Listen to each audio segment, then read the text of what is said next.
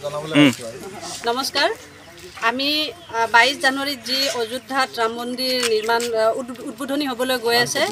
ৰামৰ মানে প্ৰাণ প্ৰতিষ্ঠাৰ কাৰণে যি যোজা চলাইছে সেই ক্ষেত্ৰত আমি শংকৰদেৱ শিশু নিকেতন উত্তৰ গুৱাহাটীৰ ফালৰ পৰাও আগভাগ লৈছোঁ আৰু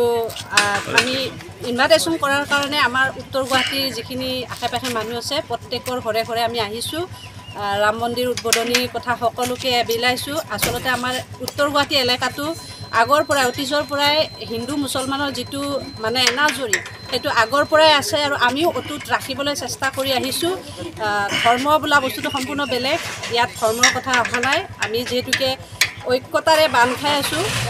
সকলো জাতি জনগোষ্ঠীৰ লোক আৰু শংকৰদেৱ শিশু নিকেতনৰ ফালৰ পৰা আমি প্ৰত্যেকে যেহেতুকে সকলো ধৰ্মৰ মানুহে আমি আচাৰ্য হিচাপে সেৱা আগবঢ়াই আছোঁ আৰু সেইকাৰণে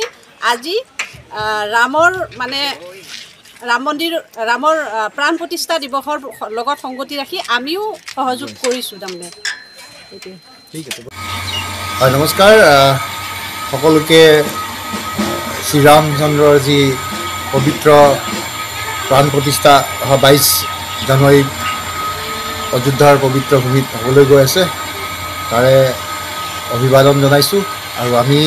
উত্তৰ গুৱাহাটীৰ যি আউনীআটী বস্তি আছে এই আউনীআটী বস্তিৰ পৰা শিলহাপু মধ্যমখণ্ড আৰু কৃষ্ণনগৰ অঞ্চলৰ প্ৰতিঘৰ ঘৰতেই যাতে প্ৰভু ৰামচন্দ্ৰৰ যি পবিত্ৰ ভূমি তাৰ পৰা অহা অক্ষত পত্ৰ আৰু শুভাশীষেৰে তেওঁলোকক আমি জনাইছোঁ যে অহা 22 তাৰিখে প্ৰাণ প্ৰতিষ্ঠা হ'ব আৰু সেই উপলক্ষে সকলোৱে যাতে ঘৰত ৰাতিপুৱাৰ পৰা শ্ৰীৰামচন্দ্ৰৰ পূজা অৰ্চনা কৰে সন্ধিয়া ঘৰৰ সমূহত কলপুলি বা দীপ জ্বলাই এক দিৱালীৰ দৰে পৰিৱেশেৰে প্ৰভু ৰামচন্দ্ৰক যে আৰাধনা কৰে আমি তাৰে কামনাৰে প্ৰতি ঘৰতে গৈছোঁ আৰু সকলোৰে পৰা খুব ভাল সঁহাৰি পাইছোঁ আৰু এক এনাজৰীৰো বাৰ্তা ইয়াতে বহন কৰিছে কিয়নো আমাৰ দুগৰাকী আচাৰ্য আছে আমাৰ লগত চেহনাজ চুলতানা আৰু মাছুমা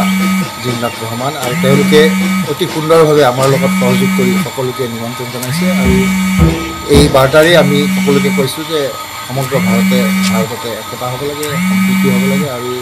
প্ৰভু ৰামচন্দ্ৰৰ যি ৰাম ৰাজ্য অতি শীঘ্ৰে শান্তি সম্প্ৰীতিৰে থাকি সকলোৱে ভাৰতবৰ্ষখনক বিশ্বৰ যি বিশ্বগুৰু আসনত অধিষ্ঠিত কৰাব লাগে তাৰে আমাৰ কামনা আৰু সেই কামনাৰে আমি কামখিনি আগুৱাই নিছোঁ